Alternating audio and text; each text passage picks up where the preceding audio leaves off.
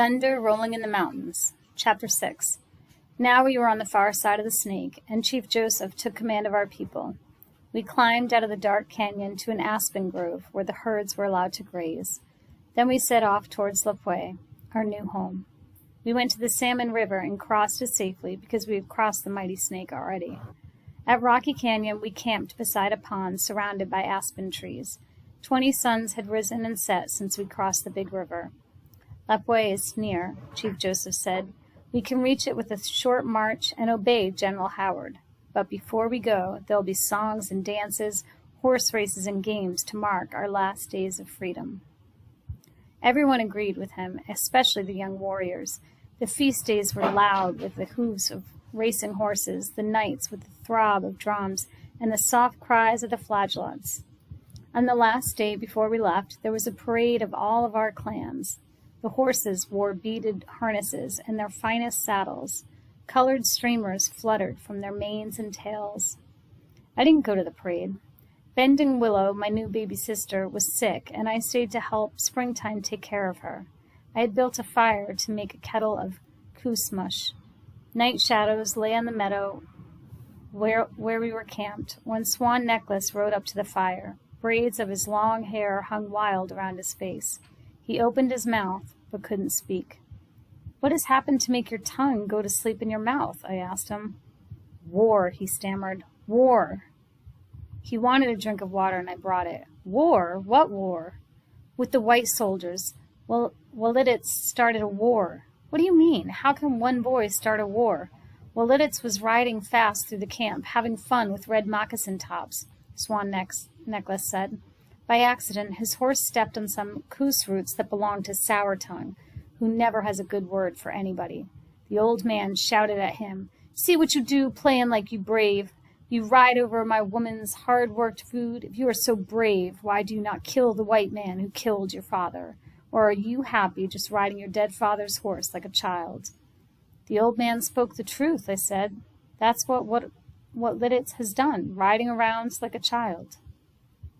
"He rides no more," Swan Necklace said. "Not after the insult. Crazy, he jumped down from his horse and was about to kill the old man. Ferocious Bear took his knife away and threw him to the ground."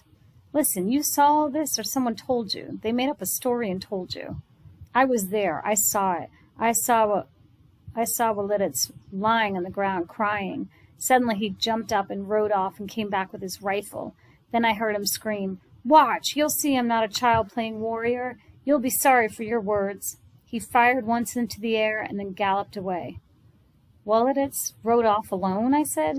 "Not alone. Red Moccasin Tops and I rode after him. We caught up with him at the shack where Lariat lived. The door was locked. We broke it down, but Lariat was not inside. Then we went to Richard Devon's place. He's the one who set his wild dogs on any of our people who walked by his house. He once murdered a Nemapu who was crippled and could not walk. He will kill no more of us. We surprised him. Never had one of the people entered his house. Willits shot Devon with his own gun." "You helped him do the killing?" "No, not Devon. I was outside, holding the horses. But together we killed another white man who had whipped some of our people with a whip that had an iron tip. And we would have shot the bootlegger Sam Benedict if his bride hadn't begged us to spare him." Swan Necklace was suddenly calm. "I need more bullets," he said. "I had a pouchful hidden away under the bed in my father's teepee." "Give me all you have," Swan Necklace said. "There will be much fighting." "Don't do any more shooting until Chief Joseph comes back," I said.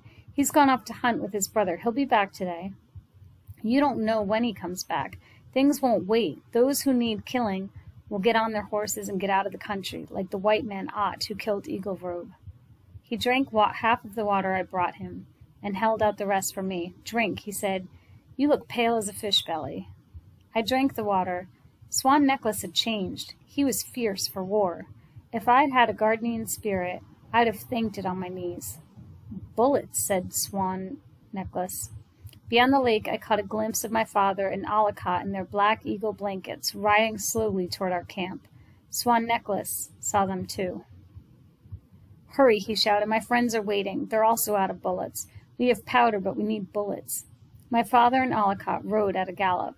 They had heard the news of the killing from someone. Hurry, Swan Necklace shouted again.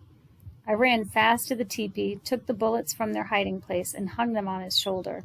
They weighed him down. Chief Joseph and Alicot came out of the trees and up the trail. They galloped to where we stood. They looked grim. We have heard that you have killed white men, Alicot said to Swan Necklace. We did, he answered. We killed 2. Killing I feared, Chief Joseph said. It's what I have fought against since the beginning. It's war, Alicot said. A war we cannot win, my father said. He pointed a finger at Swan Necklace. Remember this, young warrior. None of the soldiers will be scalped, not one. Remember this yourself and tell what I say to your friends. Swan Necklace tried not to flinch. He was standing beside the 2 most powerful men in the tribe. His carbine was stuffed under one shoulder. He looked like a soldier, but I think he wanted to run.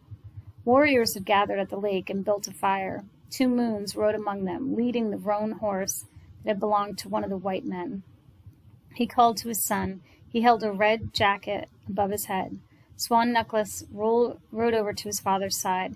He took the jacket and put it on. Then he took his rifle. A cheer went up. It's time to fight, said 2 moons. We will be children no more. We will never go to Lapwai, Ferocious Bear said through closed teeth. Let the soldiers know we will kill them all. Women began to take down the teepees. Our camp was unprotected, and the soldiers would soon be upon us. No, shouted Joseph. Let us stay here until the army comes. We will make some kind of peace with them. But no one listened.